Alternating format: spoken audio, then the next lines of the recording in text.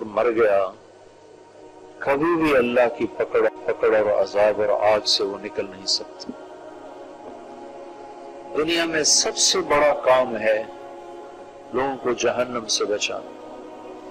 اگر اس سے بڑا کوئی کام ہوتا تو اللہ نبیوں کو عطا فرماتا۔ اللہ کے سب سے محبوب، سب سے مقرب، سب سے پیارے لوگ انبیاء ہیں۔ نبیوں سے بڑھ کر اللہ نے کسی بادشاہ کو سلام نہیں بھیجا کہ اللہ نے کہا کہ فلاں بادشاہ کو میرا سلام کہو۔ اللہ نے قرآن میں جتنی دفعہ سلام بھیجا ہے وہ نبیوں کو بھیجا ہے۔ سلام علی ابراہیم، سلام علی نوح فی العالمین، سلام علی موسیٰ و ہارون، سلام علی الیاسین اور سلام علی المرسلین۔ سارے نبیوں کو میرا سلام۔ تو دنیا میں تبدیلی کے آنے کا ایک ہی راستہ ہے، وہ یہ دعوت اور تبلیغ ہے۔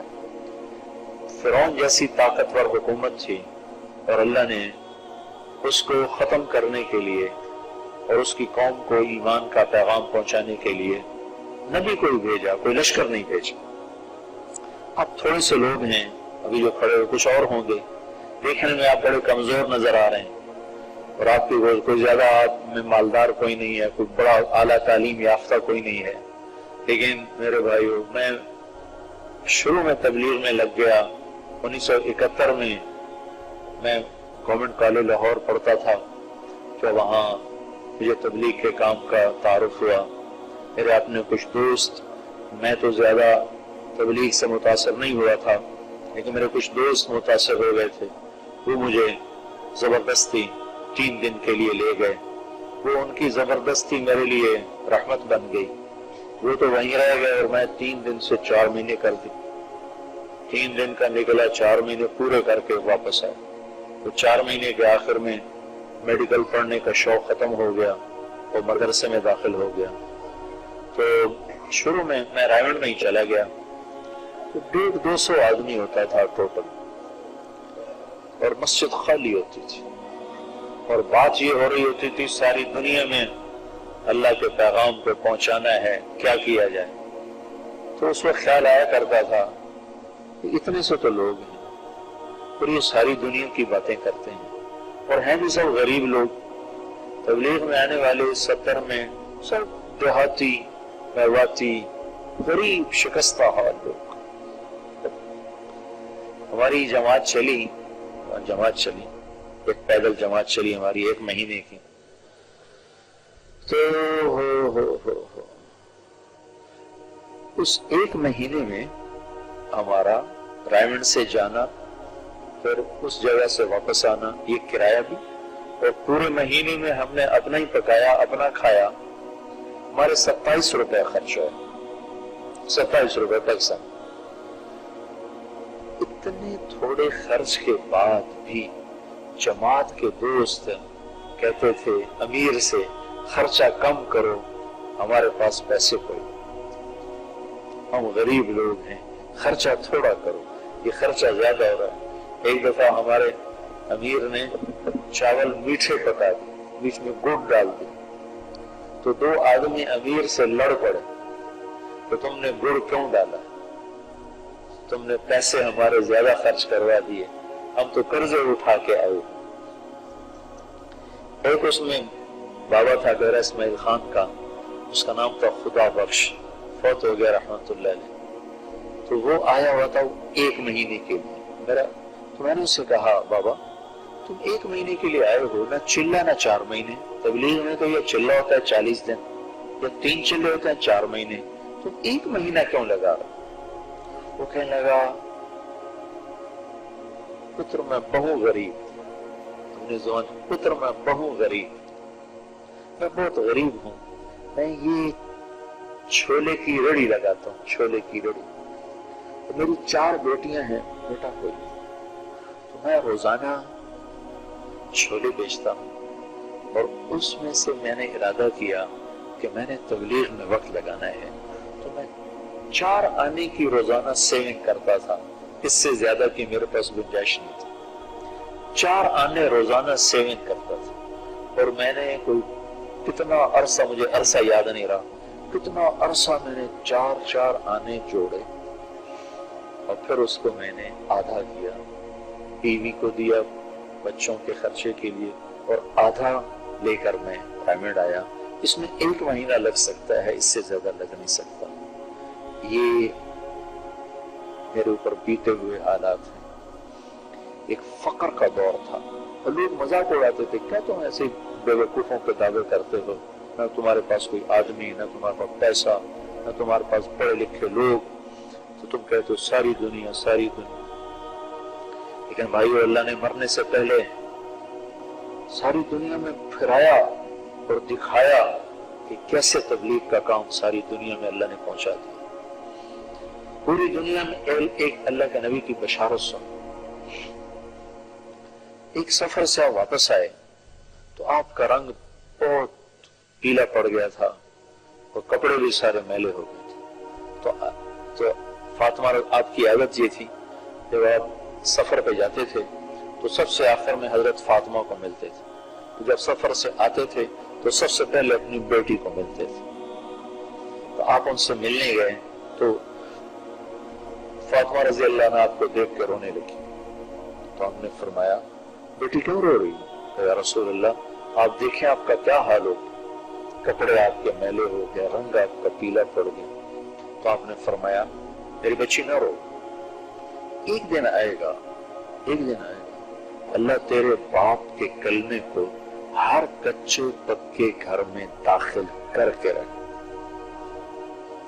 اور جہاں جہاں تک رات جاتی ہے وہاں تک اللہ اس پیغام کو پہنچائے گا۔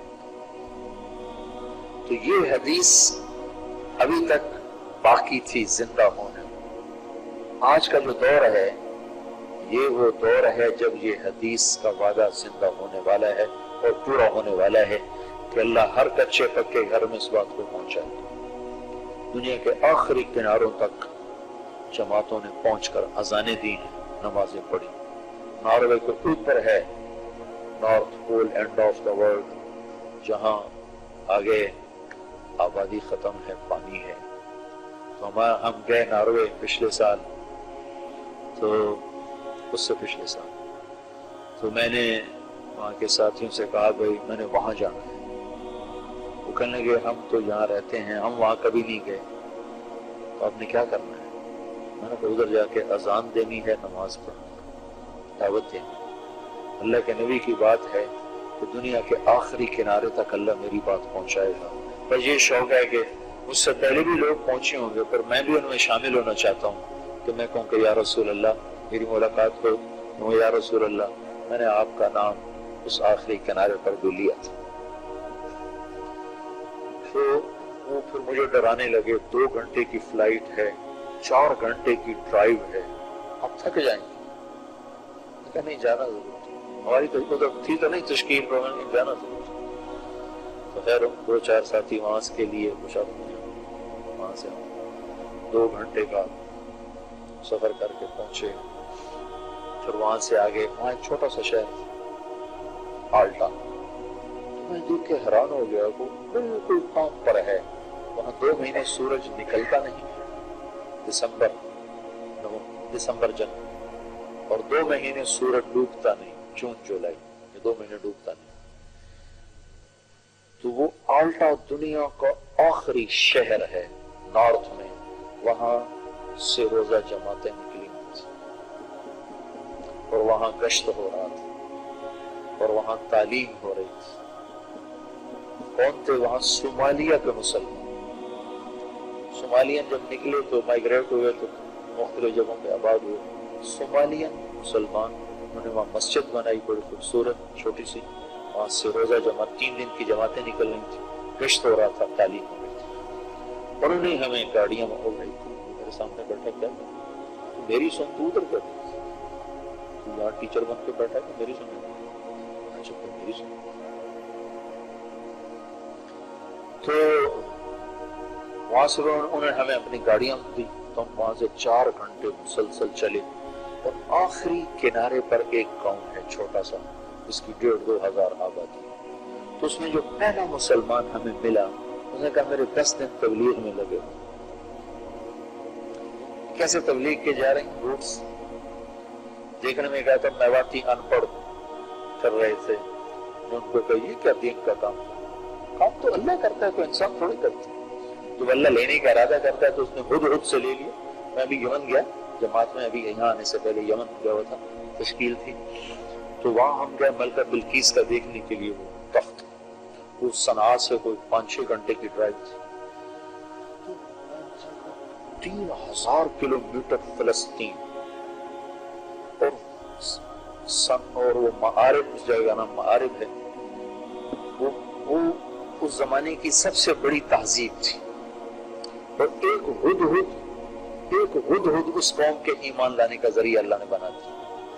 اور آپ کو عجب بات بتاؤں, وہاں کے مقامی جو لوگ تھے جنہوں نے ہمیں, وہ وہاں ایک چوکیدار ہے, اس نے گیٹ کھول کے اندر لے, انہوں نے بتایا کہ مسلسل ہدہد یہاں موجود ہے, مسلسل ایک نسل چلی آ رہی. پھر ہم نے دیکھا اس کا چھوٹا سا سوراخ میں وہ تھا, اگر اس کے پاؤں لگے ہوئے تھے, وہ خود دھوپ تھی سب تو اندر تھا. تو انہوں نے کہا یہ تسلسل سے چلا آ رہا ہے سلسلہ. اللہ نے ہدہد کو پوری قوم کے ایمان میں آنے کا ذریعہ بنا دیا. کوئی ہے عقل میں آنے والی بات؟ اور اللہ کو اس کا جانا اتنا پسند آیا. تم کام کرنے والے بنو, تمہارا ان پڑھ ہونا, تمہارا غریب ہونا کوئی رکاوٹ نہیں بنے. کام کرنے والے بنو. تو اللہ کو ہدہد کا جانا ایسا پسند ہے. اللہ نے قرآن میں ذکر کی, وہ اچانک غائب ہو گیا. تو سلیمان علیہ السلام نے حاضری لی تو وہ تھا نہیں. مالی الا ارى الهدهد, ارے ہدہد کہاں ہے؟ ام کان من الغائبین, یا میرے پوچھے بغیر کہیں غائب ہو گیا؟ لأعذبنه عذابا شدیدا, آنے دو میں اس کو ایسی پٹائی کروں گا کہ یاد رکھے. او لأذبحنه, یا میں اسے ذبح کر کے کھلا دوں گا. او لیاتینی بسلطان مبین, یا مجھے کوئی اچھی خبر سنائے تو پھر معافی ہوگی. جب ہدہد واپس پہنچا تو اسے پرندوں نے بتایا تیری غیر حاضری لگ گئی, آجا تیری خیر, یا تو گیا ہانڈی یا تیرے پر گئے. تو ہدہد آیا سلیمان علیہ السلام کے دربار میں, ایسے ان کا تخت ہوا اڑاتی تھی, تو آخر میں دربار میں اگر ایسے گرا تو اپنے پر یوں پھیلا دیے اور ایسے گردن ایسے ٹیڑھی کر دی, اور پاؤں یوں پھیلا دیے, عاجزی اور مسکنت کی یوں کر کے. تو سلیمان علیہ السلام ہنسنے, انہوں نے آتے ہی اپنی معذرت پیش کی. جب وہ مسلمان ہنس پڑا تو ذرا دلیر ہو گیا. کیا ہو گئے تھے؟ احط بما لم تحط به, میں وہاں گیا تھا جہاں آپ کو بھی پتہ کوئی